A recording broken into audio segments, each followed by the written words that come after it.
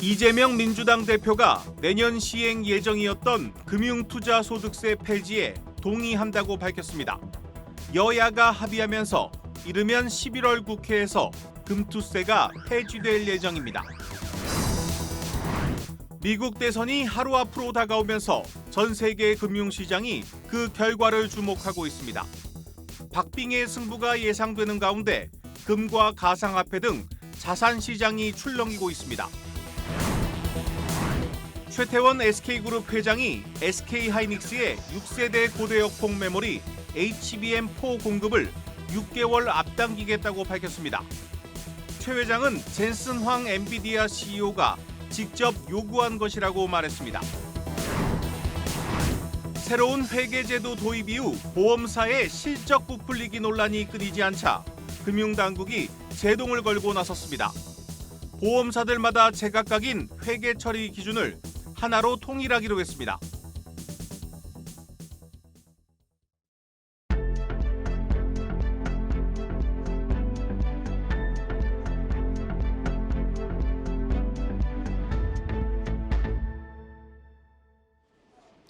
뉴스플러스 시작합니다.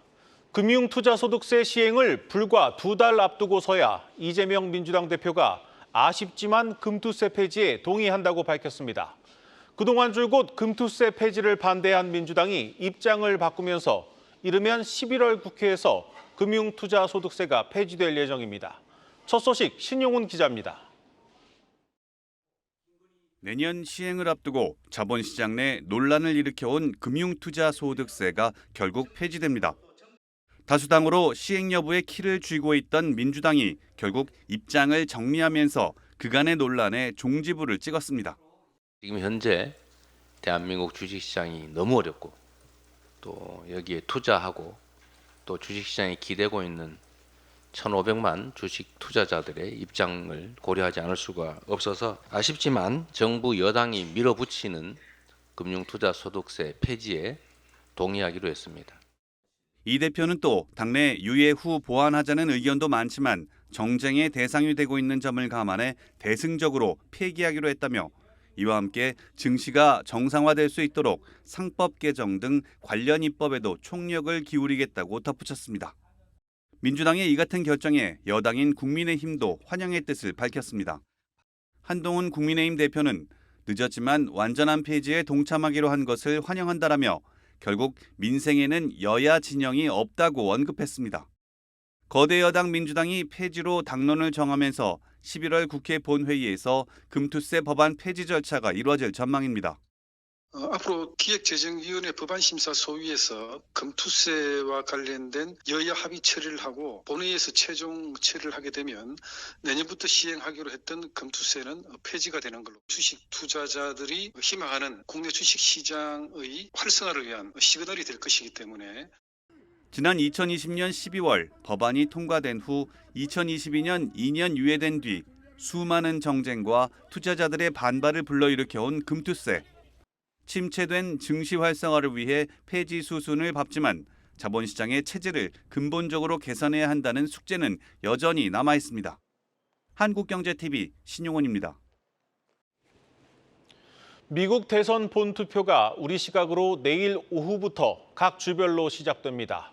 공개되는 여론조사마다 여전히 초접전인 상황인데 전 세계 금융시장도 불확실성에 긴장하고 있습니다. 금값이 고공행진을 이어가는 가운데 글로벌 자산시장이 출렁이고 있습니다. 유호성 기자입니다. 미국 대선이 임박한 가운데 카멀라 해리스 후보와 도널드 트럼프 전 미국 대통령 간 지지율 격차가 좁혀지면서 글로벌 자산시장도 혼조세를 보이고 있습니다. 보호무역 강화를 외친 트럼프 전 대통령의 당선 가능성이 높아지며 올랐던 원달러 환율은 이날 10원 급락해 1,370원대로 내려앉았습니다. 반면 대선 이후 재정 적자 우려가 부각되면서 10년물 미 국채금리는 4.3% 위로 올라섰습니다. 양당 후보 지지율이 초접전 양상으로 흘러감에 따라 환율과 미국 채금리가 엇갈린 행보를 보이는 사이 금 가격은 꾸준히 상승세를 보이고 있습니다. 거래소 금 시장에서 금 1g당 가격은 소폭 하락한 12만 2,030원을 기록했지만 올해 초와 비교해보면 40%나 올랐습니다. 지정학적 리스크 고조와 미국의 금리 인하로 세계 경제의 불확실성이 커지자 개인 투자자들이 안전자산인 금에 몰린 영향입니다. 전문가들은 다른 자산과 달리 금 가격이 지금보다 더 오를 것으로 전망하고 있습니다. 중국이 되게 불황이 왔잖아요. 그래서 중국 이제 부동산이나 주식으로도 흘러가는 돈이 금 매입에 좀 쓰였습니다. 인도에서 모디 총리가 금 관련된 세금을 기존 15%에서 6%로 낮춰버려. 저는 금이 트로이언스당 한 3,000불 정도까지는 열려있지 않나, 그렇게 보고 있고요. 일각에서는 트럼프가 미국 대통령에 당선될 경우 미국의 국가 신뢰도가 낮아져 달러 패권 약화로 금 가격의 추가 상승까지 기대하는 상황입니다. 다만 세계 정세의 흐름이 급변하고 있고 각국 중앙은행이 금 매입에 나설지 확실하지 않은 만큼 금 매입을 자산 배분 차원에서 접근해야 한다는 조언입니다. 한국경제TV 유호성입니다. SK하이닉스가 고대역 폭 메모리 HBM 시장의 주도권을 더욱 확실하게 쥐고 있습니다. SK하이닉스는 오늘 세계 최초로 HBM3 16단 제품을 개발해 내년 초부터 공급을 시작한다고 밝혔습니다. 젠슨 황 엔비디아 CEO의 요청에 따라 차세대 제품인 HBM4 공급도 6개월 앞당기기로 했습니다. 정재홍 기자입니다. SK가 대규모로 개최한 올해 AI 서밋은 이른바 엔비디아 연합의 공동 잔치였습니다. 젠슨 황 엔비디아 CEO가 화상 인터뷰를 통해 깜짝 등장했고 웨이저자 TSMC 회장도 영상으로 축사를 전했습니다. 젠슨 황 CEO는 인터뷰에서 SK하이닉스의 HBM 출시 속도가 훌륭하다면서도 더 공격적인 제품 출시 계획이 필요하다고 말했습니다. We wish that we got more bandwidth. We wish we got more bandwidth with lower energy. So the roadmap that SK Hynix is on is super aggressive and is super necessary. 이에 최태원 회장은 엔비디아와의 돈독한 파트너십을 강조하며 젠슨 황 CEO와의 일화를 소개하기도 했습니다. 지난번 만났을 때는 HBM4 공급을 예정되어 있는 공급을 당겨달라. 얼마를 당겨달라는 거냐? 그랬더니 6개월을 당겨달라. 광노정 CEO 얼굴을 쳐다보고 이거 할 수 있는 거냐? 그랬더니 네, 한번 해보겠습니다. 그래서 6개월을 당겨보겠다고. 더 높은 HBM 성능을 요구하는 젠슨 황과의 일화를 뒷받침하듯 SK하이닉스는 HBM3E 16단 제품 개발 상황을 이날 처음 공개했습니다. HBM3 12단 대비 학습 성능은 18%, 추론 성능은 32% 향상된 새 제품의 샘플은 내년 초 엔비디아에 전달될 예정입니다. 최 회장의 말처럼 6개월 앞당긴 일정으로 내년 하반기 HBM4 12단이 출시되고 2028년엔 HBM5 라인업도 공급될 전망입니다. SK하이닉스의 HBM을 앞세워 인공지능 시장 강자로 떠오른 SK그룹은 차세대 반도체와 인공지능 데이터 등 인프라도 대규모로 확대합니다.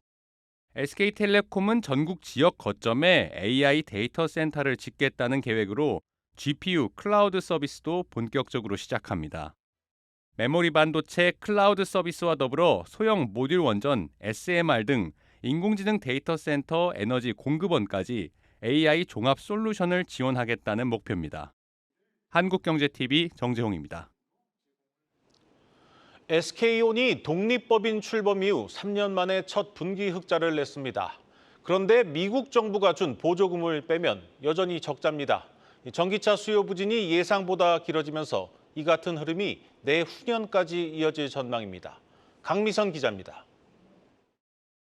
SK온이 설립 3년 만에 처음으로 분기 240억 영업이익 흑자를 냈습니다. 매출은 1조 4,300억 원으로 1년 전보다 절반 가까이 줄었습니다.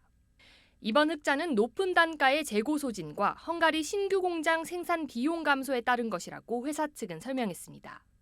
하지만 미국 인플레이션 감축법에 따른 3분기 첨단 제조 생산 세액 공제 혜택 608억 원을 제외하면 SK온은 여전히 적자 상태입니다. SK온은 올해 목표한 7조 원 규모의 설비 투자를 완료하고 내년부터는 투자를 대폭 줄일 계획입니다. K배터리 업계의 막내인 SK온이 적자를 탈출했지만 업계 전반의 경영 환경은 여전히 캐즘에 갇혀 있는 상황입니다. 국내 배터리 업계 1위 LG에너지솔루션도 미국 세액 공제를 제외하면 3분기 177억 원 적자를 보였습니다. 삼성 SDI도 영업이익이 1,300억 원으로 집계됐는데 1년 전보다 72% 급감한 수치입니다.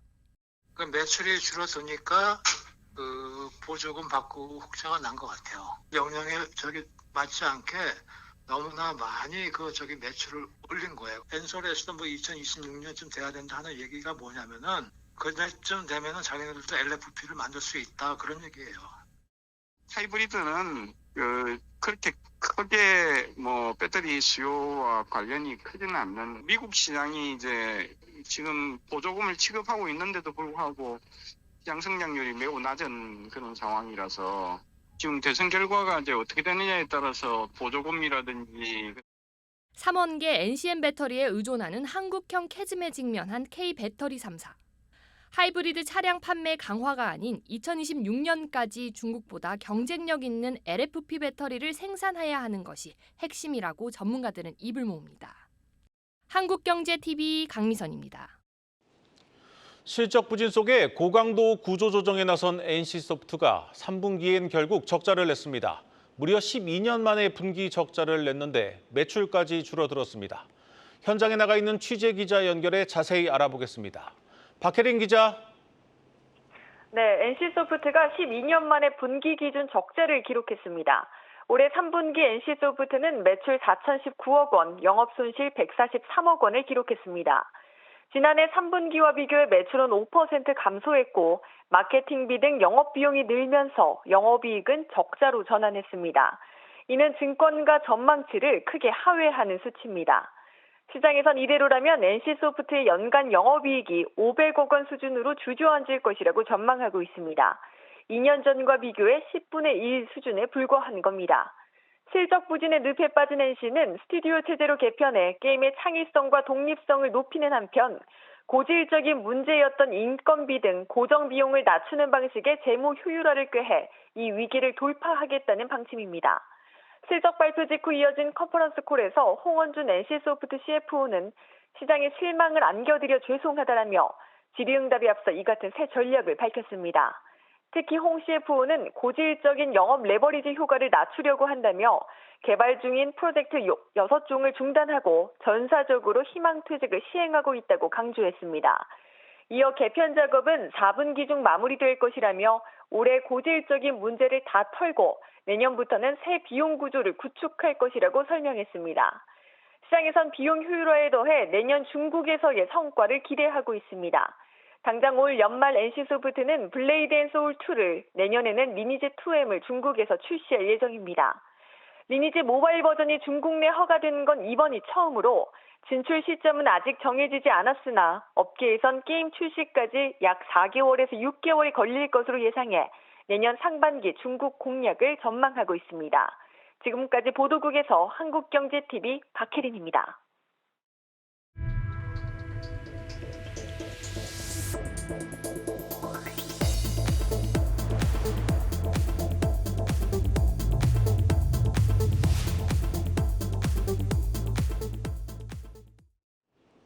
금융당국이 그간 논란이 되어왔던 보험사들의 실적 부풀리기를 막기 위해 새 회계 기준 손질에 나섰습니다. 보험사들이 회계상 이익을 마음대로 정할 수 없도록 바꾸겠다는 건데 이렇게 되면 보험사들 실적 악화가 불가피합니다. 장슬기 기자입니다. 올 연말부터 보험사들이 회계상 이익을 산출할 때 당국이 마련한 가이드라인에 맞춰 보수적으로 반영하게 됩니다. 지난해부터 적용된 새 국제회계 기준은 보험사의 부채를 시장 금리와 같은 경제적 상황을 감안해 시가로 평가하는 게 골자인데 보험사들이 이익을 반영하는데 제각각인 기준을 적용해 실적이 부풀려졌다는 지적이 제기됐기 때문입니다.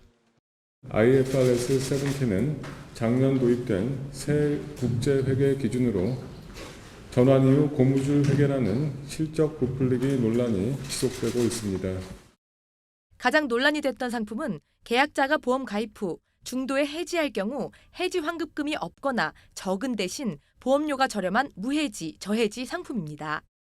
때문에 이 상품을 판매했을 때 보험사는 계약자가 보험을 중도에 해지해도 위험률이 낮은 것으로 가정해 회계상 이익으로 반영했는데 당국은 이를 낙관적인 해석으로 봤습니다. 실제 새 회계제도 도입 이후 보장성 보험 판매를 늘린 주요 보험사들은 사상 최대 실적을 이어갔습니다. 하지만 이번 가이드라인에 따라 보험사들은 회계상 표준 상품과 무해지 상품을 분리하고 당국이 정한 최적 해지율을 반영해 보다 실질적인 위험액을 산출하게 됩니다. 이렇게 되면 그간 보험사가 추정했던 위험액의 규모가 커지기 때문에 실적 하락은 불가피할 것으로 시장은 보고 있습니다. 해지율 가정을 낮추게 되면 보험사들 CSM 배수 하락이 일단 불가피하고요. 신계약 CSM 잔액 쌓이는 속도가 올해보다는 조금 적어지면서 장기보험 이익 감소가 좀 불가피해요. 전체적인 이익 감소가 불가피할 거고.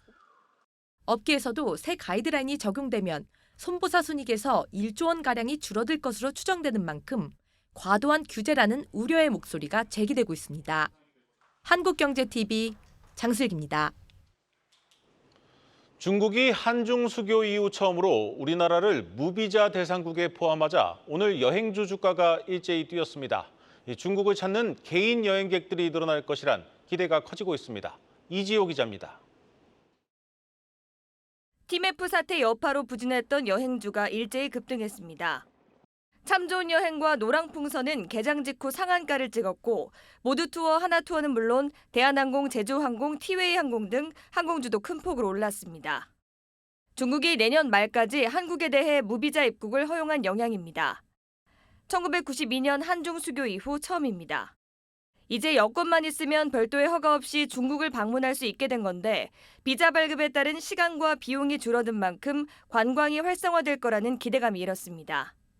업계 관계자는 중국 노선은 비행시간이 짧으면서도 항공권은 비싸서 수익성이 좋다며 중국으로 가는 개인 여행객이 크게 늘 것으로 전망했습니다. 이번 조치는 한국과 중국이 서로 상대 국민의 비자를 면제하는 게 아니라 중국만 한국인 비자를 면제하는 일방적 면제입니다. 현재 한국은 제주도에 한해서만 30일간 무비자 정책을 시행 중입니다. 관광으로 인한 그런 경제 효과를 좀 노리는 측면이 있지 않겠나. 문제가 그동안에 많이 생겼기 때문에 추이를 둘러보고 한시적으로 일부 지역에 대해서만 더 확장할 수 있지 않겠나. 한중 관계가 우호적으로 바뀌면 한국의 무비자 정책에도 물꼬가 트일 것이라는 의미입니다. 큰손 방한 중국인이 늘면 백화점, 면세점 등 인바운드 업계의 수혜도 기대할 만합니다. 9월 소매 판매는 면세점이 전월 대비 10% 가까이 줄었고 대형마트도 마찬가지였습니다. 중국의 경기 부진이나 중국인 관광객 감소와도 무관하지 않다는 게 통계청의 설명입니다. 신한투자증권은 중국 정부의 경기 부양책은 중국으로의 수급 쏠림을 유발한다면서도 장기적으로 중국 경기 회복은 우리 기업 이익에도 우호적이라고 분석했습니다. 한국경제TV 이지우입니다. 주요 건설사들이 실적 쇼크에 가까운 3분기 성적표를 받아들었습니다. 공사비가 오르면서 이익이 줄어든 데다 신규 수주마저 크게 감소하면서 앞으로의 전망도 그다지 밝지가 않습니다. 성나균 기자입니다. 지난 3분기 건설사들은 이른바 실적 잔혹사를 겪었습니다. 인건비와 자재값 등 공사비가 급격하게 치솟은 영향입니다. 실제로 지난 8월 기준 건설 공사비 지수는 4년 만에 30%나 급등했습니다. 보통 매출에서 원가가 차지하는 비율인 원가율은 80% 정도가 적정 수준으로 여겨집니다. 그런데 대형 건설사마저 원가율이 90%를 넘어섰고 중견 건설사에선 100%를 넘어서는 곳까지 등장했습니다. 아파트를 지어도 아무것도 남지 않거나 오히려 손해라는 의미입니다. 문제는 높은 원가율을 감당하려고 해도 일감 자체가 줄어들고 있다는 점입니다. 올해 국내 건설 수주액 예상치는 약 185조 원으로 최근 3년치 평균 대비 40조 원 감소할 전망입니다. 금리 인하가 된다고 하더라도 건설 경기에 직접적으로 체감이 되려면 적어도 내년 상반기 정도까지는 가야 가덕도나 GTX나 일단 대형 공공 발주가 나오고는 있지만 전체적인 건설 경기를 끌어갈 만큼의 물량이 나오지 않기 때문에 상황이 이렇다 보니 올해 4분기에도 건설사들의 실적 개선은 요원할 것이란 시각이 우세합니다. 한화투자증권은 국내 해외 모두 수익성 개선 요인이 뚜렷하지 않다며 물가 상승 전 착공한 현장들이 마무리돼야 한다고 분석했습니다. 공사비 현실화 방안이 추진되는 중이지만 건설사들의 숨통을 터주기에는 역부족이라는 목소리도 높습니다. 한국경제TV 성나균입니다.